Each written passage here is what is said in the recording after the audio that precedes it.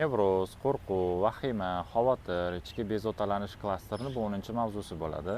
Bugungi mavzu nevrozdan chiqish qayerdan boshlanadi? Mana shuni ko'rib chiqamiz.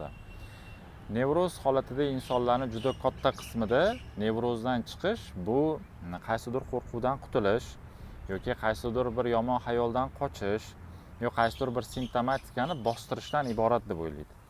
Aslida nevrozdan chiqish inson o'z nevrozini tushunib yetish, o'zini xarakter muammolarini hal qilish, o'zini dunyoqarashdagi muammolarni hal qilish, o'zini ichki konfliktlar, ya'ni ichki ziddiyatlarni hal qilish, o'ziga, atrofga bo'lgan munosabatlarni hal qilish orqasidan paydo bo'ladi.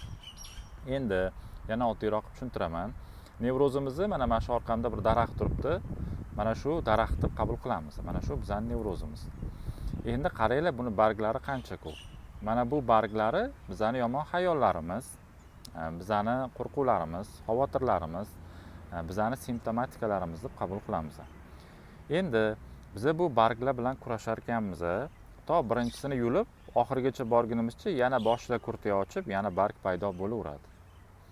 Endi biz daraxt bilan ishlasak, bu daraxtni ildizi bilan qo'porib tashlashga harakat qilsak, bu barglar boshqa ko'karmaydi, boshqa chiqmaydi. Tushuntira oldimmi?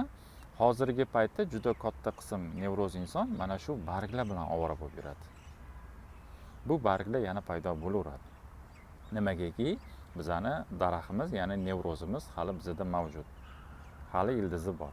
Mana shuning uchun daraxt ko'karaveradi. Endi biz mana shu barglar bilan ovora bo'lmasdan nevrozimizni o'zi bilan, ildizi bilan ovora bo'lsak, uni hal qilishda to'g'ri chora-tadbirlarni qo'llasak, mana shundan keyin nevrozdan chiqish boshlanadi. Mana shundan keyin biz xohlagan nevrozsiz hayot boshlanadi. Hammanglarga sog'lik, salomatlik tilayman.